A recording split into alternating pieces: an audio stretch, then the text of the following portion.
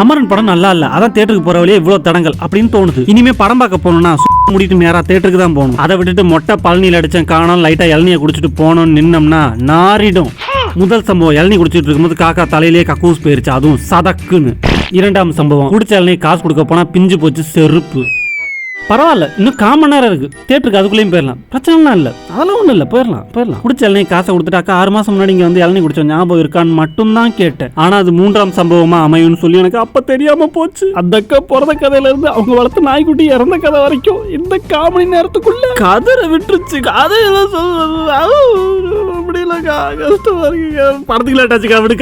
கதையை கேட்டு கண்ணீரை தொலைச்சிட்டு கரெக்ட் டைமுக்கு கத்தி மாதிரி வந்து தியேட்டர்ல உட்காந்தாச்சு. தியேட்டர்ல வீடியோ எதுவும் எடுக்கல, ஏன்னா ஆல்ரெடி பின்னாடி புண்ணா இருக்கு, மேலும் புண்படுத்த விரும்பல.